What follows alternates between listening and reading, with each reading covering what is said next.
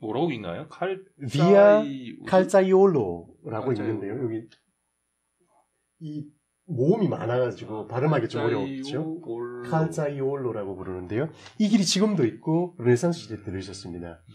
르네상스 시대 때도 두오모에서 그 시뇨리나 광장으로 가기 위해서 가장 빠른 길이기도 하고 상업적으로 가장 발달한 길이도 있고 지금도 가시면 명품 거리입니다. 아, 그렇군요. 네. 제가 가면 안 되는 거리군요. 여기를 가시다 보면 이런 건물이 있어요. 오르산 미켈레라고 하는 건물인데 대부분의 사람들이 그냥 지나가죠. 이 건물을 보시게 되면 건물 외벽에 움푹 들어가 있는 벽감이라고 합니다. 니치 아니면 벽감이라고 하는데 거기에 동상들이 있어요. 조각상들이 있습니다. 여기 어떤 곳이었냐면 역사가 좀 깊어요. 1337년에는 곡물 시장으로 여기에서 이제 곡물이 사고 파는 곡물 시장이 열렸었고요. 1380년에서 1404년까지는 피렌체 주요 길드들이 아까 그 몇 개 메이저 길드들이 있었잖아요. 그네들이 자기네 사무실로 사용했던 곳입니다. 길드들이 사무실. 그래서 외벽에 설치되어 있는 저 조각상들은 길드들의 수호 성인들이 들어가 있는 거예요. 자기네들이 이제 가장 중요한 미술가를 섭외를 해서 거금을 들여서 길가에 보이는 곳이니까 사람들이 매일 볼 거 아니에요. 그 사람들은 보면은 저거는 어떤 길드라는 거 안단 말이에요. 저건 삼성이다, LG다 안단 말이에요. 그러니까 여기가 그 광고하는데 외부 간판으로 제일 비싼 곳인 거예요. 이제 그런 역할을 했던 겁니다. 왜냐면은 부도 있지만은 자기들의 권위와 명성들을 계속 알려야 되니까 이제 그 역할을 했었던 것이고요. 그래서 이제 멋진 조각들을 주문해서 이렇게 세워놓는 건가 봐요. 맞아요. 그리고 이제 길드들 간에 서로 경쟁을 할 거 아니에요. 가장 힘이 세고 가장 많은 돈을 줄 수 있는 길드가 최고의 미술가를 끌어올 수 있을 거 아니에요. 길드들 간에도 어떤 미술가가 자기네들을 위해서 일을 했는지를 보여주는 게 하나의 권위의 상징이었던 겁니다. 현대가 한전 부지 사가지고 삼성동에다가 크게 건물 지으려고 하는 것도 저런 맥락인가요? 뭐 그런 맥락에서 다 볼 수 있겠죠.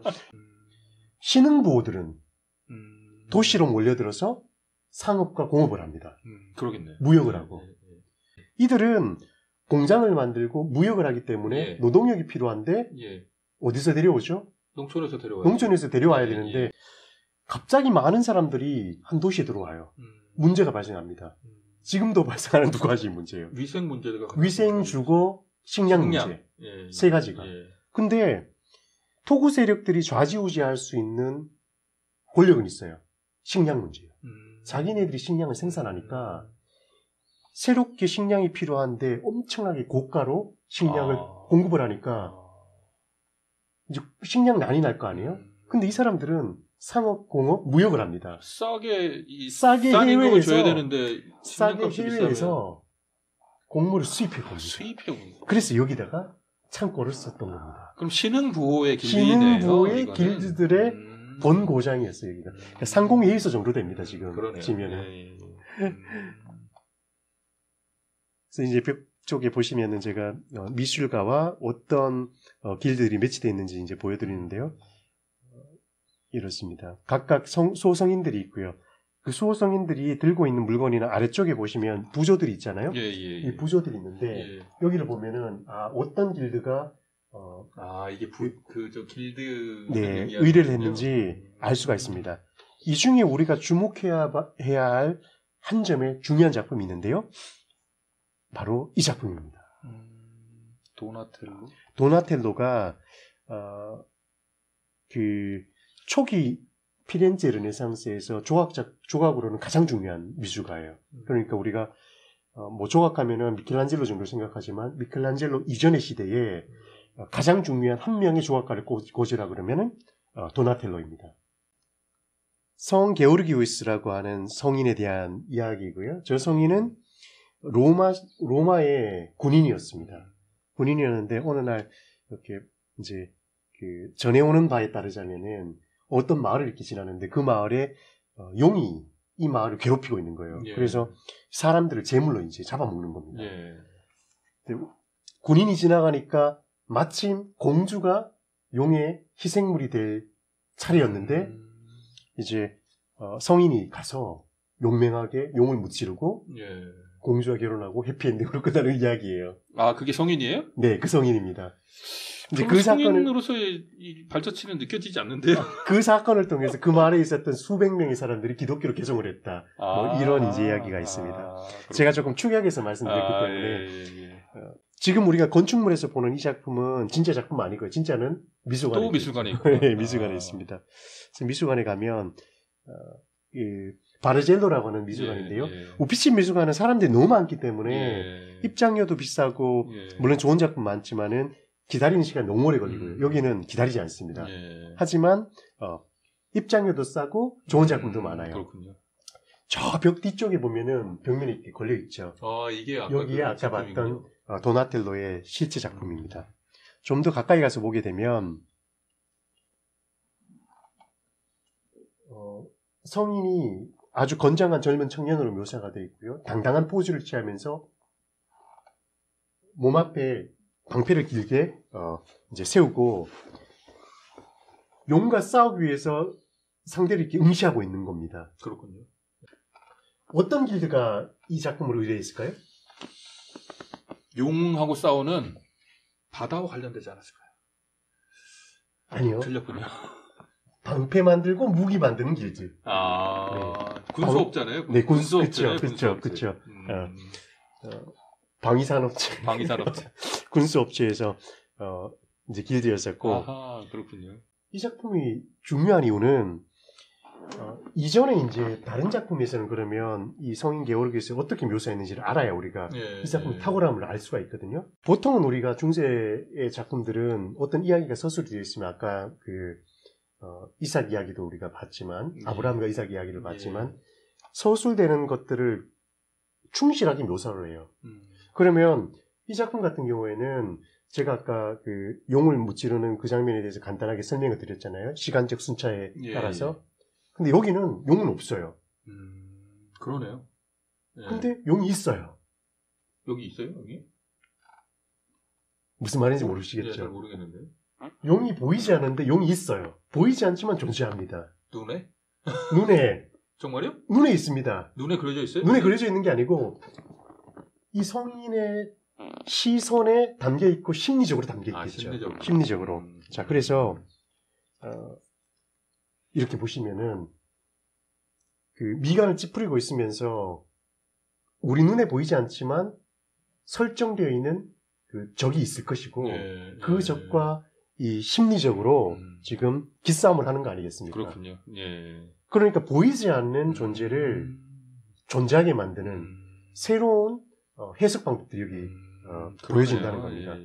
이 작품이 있었기 때문에 우리가 미켈란젤로의 다비드상을 상상할 수 있지 않겠습니까? 다비드상인가요? 오른쪽은 미켈란젤로의 다비드상인데요. 유사하죠. 다비드상도 보통 우리가 알고 있는 다비드상은 골리앗을 목으로 자르고 밟고 있는 장면이나 압제하고 있는 장면이 나와야 되는데 우리가 알고 있는 미켈란젤로의 다비드상은 골리앗이 보이지 않아요. 그런데 골리앗이 있어요. 어디에? 다비드의 시선에 있는 거예요. 이 해석이 어디서 나왔겠습니까? 도나텔로에게서 온 거 아니겠습니까? 시뇨리아 광장에 가면 이제 피렌체 중심지에 있는 것이고요. 정치적 중심지이기도 합니다. 뒤쪽에 보이는 시청사 팔라조 베키오는 오늘날의 시청은 행정기관이지만 이때는 정치 결정기관이고 행정기관이기도 했었고요. 그러니까 시뇨리아라는 것이 이제 피렌체의 정치를 담당했던 사람들을 시뇨리아라고 불렀어요.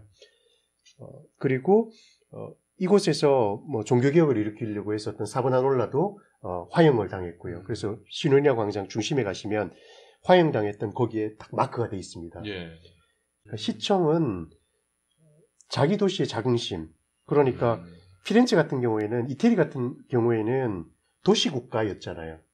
그리고 여기가 피렌체가 하나의 도시이지만 국가였기 때문에 타 도시들과 타 국가들과 경쟁을 하는 거 아닙니까? 시청사를 가게 되면 이태리 각각의 도시에는 가장 중요한 중심지에는 시청사가 주로 있고요. 시청사가 굉장히 높게 돼 있어요. 근데 시청사가 보면 망루가 있고 성처럼 돼 있잖아요. 그죠? 그러네요. 예. 그래서 도시를 지켜야 하고 또 실제로 또 적의 침입을 이렇게 관찰하면서 예. 이 군대를 정비했었던 그런 곳이기도 하고 그런 곳입니다. 그렇기 때문에 이 팔라조 베키오 앞에 다비드상이 서 있어요. 다비드는 성서적인 인물이지만은 성서 이야기를 이렇게 살펴보면은 갑옷은 필요 없고요. 그냥 제가 하던 대로 하겠습니다. 예. 돌 몇 개 줍더니 돌 던져가지고 이마에 정확하게 맞춰버리는 거예요. 그래서 무찔렀어요. 자, 종교적 맥락에서는 예. 신에 대한 믿음으로 불가능을 가능하게 그러네요. 했었던 예. 신앙의 어떤 모범을 보여줬던 거고, 정치적인 맥락에서 여기는 정치적인 양수잖아요. 그 정치적인 맥락에서 보면 외부의 적들이 적들을 침략하더라도 우리가 다비드처럼 이렇게 할 수 있어. 그렇죠. 아하. 국가의 자존심과 존재감을 드러내는 거 아니겠습니까? 그런데 사실 이 작품이 처음부터 여기 세워지려고 만들어진 게 아니에요. 아, 그래요?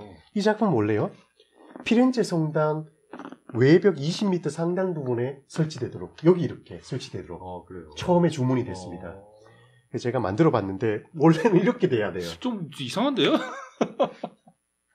원래는 여기 들어가야 됩니다. 근데 어떤 이유인지 모르겠지만은 설치 장소를 바꾸자는 의견이 나왔고, 그래서 회의가 열렸어요. 그 회의에 소집되었을 때 위원으로 있었던 사람이 누구냐면, 중에 한 명이 누구냐면 레오나르도 다빈치예요. 아, 그렇군요. 레오나르도 다빈치가 이 작품을 어디다가 설치하기를 적극 주장하냐면 시뇨리나 광장에 그 독일의 용병들이 쉬던 그늘막이에요. 여기가. 여기다가 설치하자는 거예요. 계속 여기다 설치하자고. 그럼 어떻게 되냐면 이렇게 설치가 되는 겁니다. 알고 보니까 레오나르도 다빈치는 화가잖아요. 예. 미켈란젤로는 조각가고. 예. 조각과 화가들 사이에 이 경쟁이 있었던 겁니다. 예.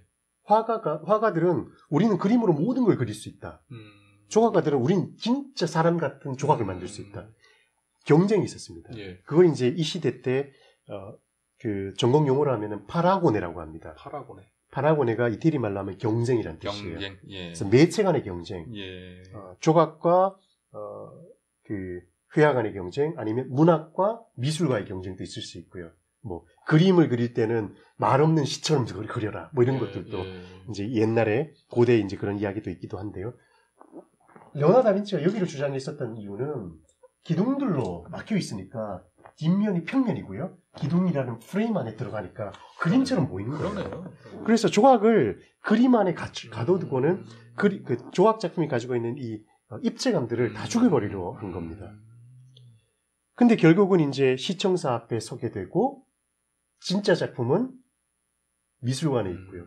그러니까 원래 설치하려고 했었던 장소에서 옮겨져서 시청사로 옮겨졌는데, 시청사라는 진짜 장소에는 가짜 작품이 서 있고요.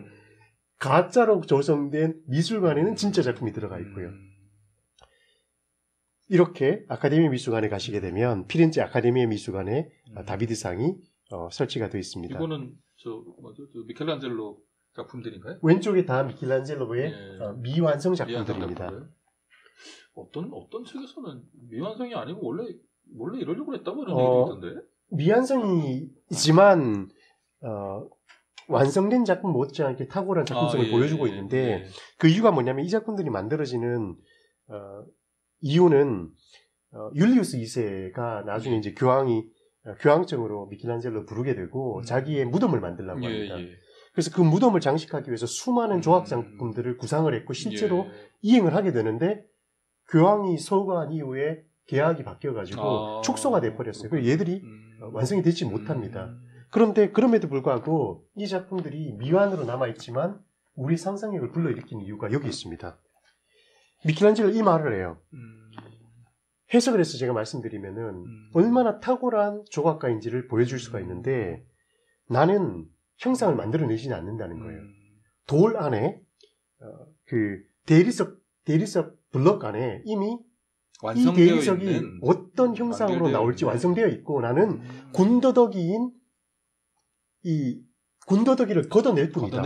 걷어내면 이 형상들이 나온다는 거예요. 그리고 얘들은 군더더기가 덜 걷어진. 근데 정말 이 형체들이 이 돌 속에서 막 나오는 느낌이에요. 그렇죠. 예. 그래서 아까 말씀하셨던 것처럼 어떤 미술사학자들은 이게 미켈란젤로가 의도적으로 미완으로 남겨둔 거 아니냐.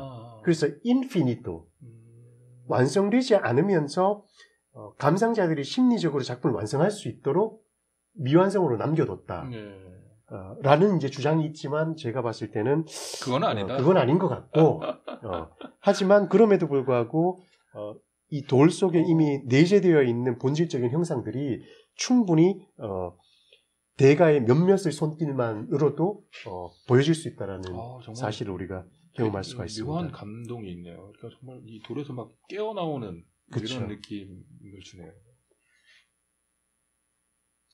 뭐 이런 작품들도 저희가 이제 심화학습에 가게 되면 뭐 플라톤의 사상과도 또 연관을 시킬 수가 있어요. 그렇군요. 플라톤도 이 르네상스 시대 하면은 신플라톤주의가 아주 최신 학문이었었고 신플라톤주의는 플라톤이라고 하는 그리스 철학자의 사상을 기독교적으로 해석을 하고 인문학적으로 이제 활성화시킨 그런 신생 학문이라고 할 수가 있는데요. 그 당시로서는 플라톤 하면은 인간을 이원론적으로 보잖아요. 그러니까 이데아의 세계 얘기를 하고요.